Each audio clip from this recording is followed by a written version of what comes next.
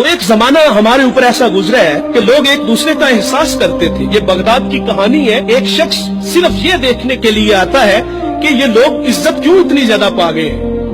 اس نے ایک ہوٹل سے کھانا کھایا, وہ مسلمان نہیں تھا, اور سامنے ٹیبل پہ ایک جوان بیٹھا تھا, وہ مسلمان ہے. اس نے محسوس کیا کہ اس کا تعلق ہمارے شہر سے نہیں ہے. خیر کاؤنٹر پہ جا کے اس کا بل دیا, اور اس صاحب نے کھانا کھایا, بل دینے کے لیے کاؤنٹر پہ گیا تو کہا آپ کا بل ادا ہو گیا ہے. کہا یہاں تو مجھے کوئی جانتا نہیں, میں اجنبی ہوں.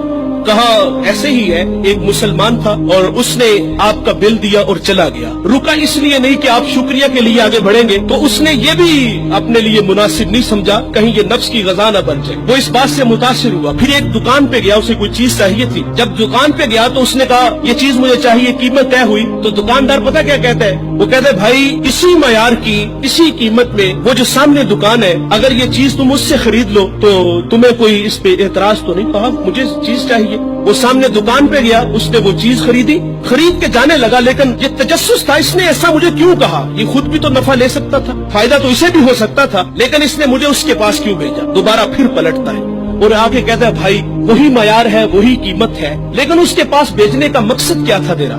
اس نے کہا بھائی صبح سے اس وقت تک میرے پاس بڑے گاہک آئے ہیں اور میں نے اپنے بیوی بچوں کے لیے رزق روٹی اکٹھی کر لی ہے, اور وہ جو سامنے بھائی ہے اس کے پاس صبح سے لے کر اس وقت تک کوئی گاہک بھی نہیں آیا. تو میری آرزو تھی کہ تو اس سے جا کے خرید لیتا تاکہ وہ بھی اپنے بچوں کے لیے رزق روٹی لے جاتا.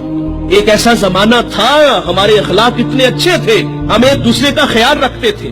آج تو ذلیل کرتے ہیں. تو حضرت عمر رضی اللہ تعالیٰ عنہ کے پاس ایک مقدمہ آیا بڑا عجیب سا. ایک صاحب نے زمین خریدی اور ایک نے بیچی.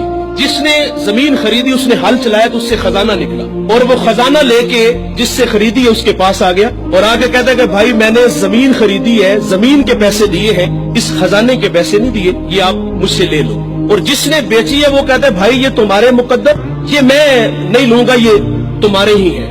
ان کا آپس میں تنازع ہوا, حضرت عمر کے پاس آ گئے. وہ دے رہا ہے, وہ لے نہیں رہا.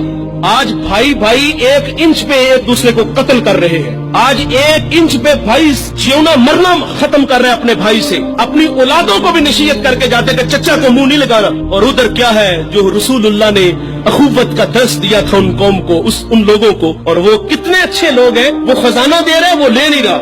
حضرت عمر رضی اللہ تعالیٰ عنہ کے پاس فیصلہ آیا تو آپ نے فرمایا تم دونوں صاحب اولاد ہو. کہا ہاں. ایک نے کہا میری بیٹی ہے, جس نے زمین بیچی تھی اس کی بیٹی تھی, جس نے خریدی تھی اس کا بیٹا تھا. کہا دونوں کا نکاح کر دو, اور وہ جو خزانہ ہے وہ بیٹی کو جہیز میں دے دو تاکہ وہ خزانہ دوبارہ اس کے پاس چلا جائے.